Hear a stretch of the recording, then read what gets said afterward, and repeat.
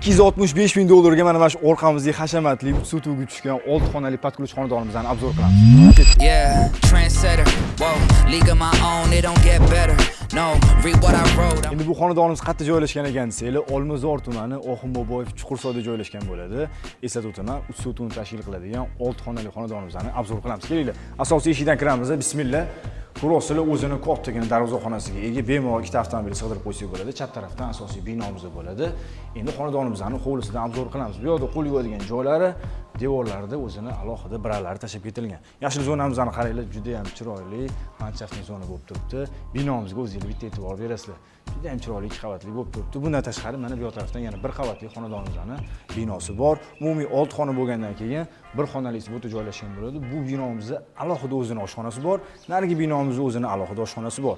Eng zo'r tarafi bu hovli tarafimizda umumiy hojatxona, yuvishxona qilingan va xuddi shunaqa binomizning ichida ham sanuzuli bor.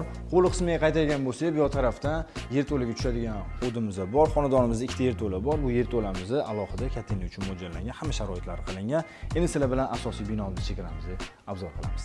Ketdik. Hammaga birdek yoqadigan dizayn, neoklassika. Ko'rishingiz mumkin, hovli o'zi juda ham keng bo'lib turibdi. Unaqa yo'linglar tor qilib tashalmagan. Juda ham chiroyli planirovkadan foydalanilgan.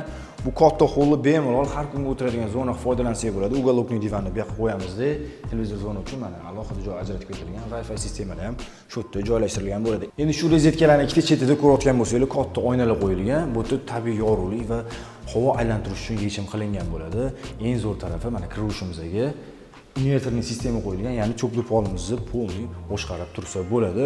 Umumiy uyimiz bo'yicha ham cho'pli pol radiator sistemlari qilingan. Xonadonimizni ko'rishda davom etamiz. Asosiy eshikdan kirdik. Bu tarafdan oshxonamizni ko'ramiz. Ro'zali bu yerda avalniy qilib oyna chiqarilgan.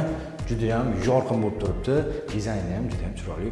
Oppoq, ko'ngilga tegmaydigan ranglardan foydalanilgan, farqlari tayyor qilib qo'yilgan holatda bo'lib turibdi.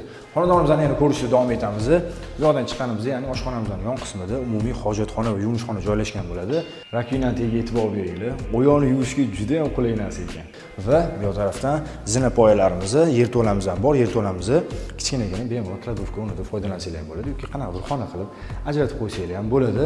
Yerto'lani ko'rdinglar, yana bitta qulay narsa qilib qo'yishdi. Xonadonimizda uncha xonadonni ko'rmaysizlar. Mana shu zina poyamizni tushirishimizga garderobni, ya'ni oyoq kiyimlarni qo'yishga ham alohida skriti shkaflar qo'yishibdi. Juda ham chiroyli, ham zo'r yechim bo'ladi. Xonadonimizni ko'rishda davom etamiz. Yerto'ladan chiqdik, katta holga yana qaytdik. Endi mehmonxonamiz bu yoqda joylashgan bo'ladi. Eshidan ko'rsangiz chiroyli qilingan. Mehmonxonamiz ham o'sha hozirgi trendda chiqqan rangdan foydalanilgan, ko'rishingiz mumkin. Ham qaraylik, lustralari chiroyli qilib foydalanilgan. Ko'chadagi derazalari bor. Yorqin bo'lib turibdi. Mehmonxonaga yana nima kerak? Hamma sharoitlar qilingan. Shu o'rinda yana bitta ma'lumotni aytib ketaman. Hech qaysi xonadonda ko'rmagan narsalar bu. Qaraylik, bu yoq burchakda kichkinagina vitishka qilib qo'yilgan.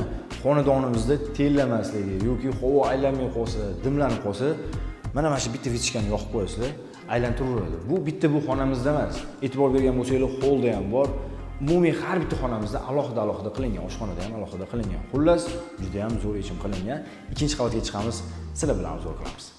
Ikkinchi qavatga chiqib oldik. Qaranglar, xonadonimizda zo'r tarafi mana shu zina poyamizga podsvetkalar qilingan ekan. Bilasizlar, kechqurun qorong'i qolishi, hali dinini oldiga yugurib qolish bor. O'shanda mana shu zina poyalarimiz sizlarga yordam beradi. Bu yerda revers chiroqlarimiz qilingan. Dumalab tushmaysizlar. Shuni yoqib bemalol oshxonaga cheklosanglar bo'ladi. Bu yoqdan ustralarimizni ko'rayotgan bo'lsanglar, juda ham chiroyli xonadonimizning dizayniga mos tushgan va bu yoqdan hol orqali biz xonadonimizning xonalariga o'tamiz. Ikkinchi qavatda endi asosan yotoqxonalar qilingan. Bu yoqda o'ng tarafdan birinchi ko'radigan xonamiz. Mehmonxona desa ham bo'ladi. Endi ikkinchi qavatga har doim aytaman, mehmonxona kerak emas.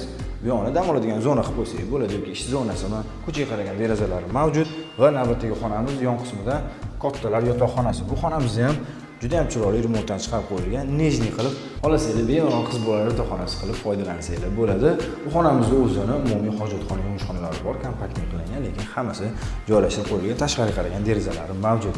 Endi bo'lsa yon qismida umumiy hojatxona va yuvishxona hamma sharoitlari bilan birga va buni yonidan bo'lsa bolalar yotoqxonasi bo'ladi. Oxirgi ko'radigan xonamizni holdan ko'rasizlar, bu tarafda, ya'ni zina poyamizdan chap tarafda bo'ladi. Menga juda ham yoqqan xona, ota-onalar uchun mo'ljallangan yotoqxona. Kiruvishimizning o'ng tarafdan garderobning uchun alohida mana shunaqa joylar ajratilgan. Shkop qilamiz, garderoblarni qilamiz, juda ham chiroyli bo'ladi. Bu tarafdan bo'lsa umumiy hojatxona, yuvishxonalari va xonamizni o'zini ko'rishingiz mumkin. Adnatoniy ranglardan foydalanilgan. Endi yotoqxonamiz asosiy dam olish xonasi bo'lgani uchun ortiqcha ranglarimiz yo'q, bu yoqdan biralari ham yengil, ilinib turibdi, lyustralari ham bor. Eng zo'r taraf mana shunaqa o'g'illi qilib oshxonamizga o'xshagan o'ta ham katta o'zining oynalariga ega, yorug'lik juda ham zo'r tushib turibdi. Chiroqlarni yoqish ham o'zi shart emas. Sizlarga endi mana shunaqa chiroqlarni ko'rinib turishi uchun hammasini yoqib qo'ydik. Atak juda ham yop-yorug' bo'lib turibdi. Xonadonimizni narxini video boshida aytganimdek yana bir marta eslatib o'taman. 265 ming dollarga mana shu xonadonimizni baholashyapti. Albatta bu narxlardan o'tib beradigan joylari bo'ladi. Qo'shimcha ma'lumotlarni pastki raqamga qo'ng'iroq qilib, uy egalari bilan birga baraka qilsanglar bo'ladi.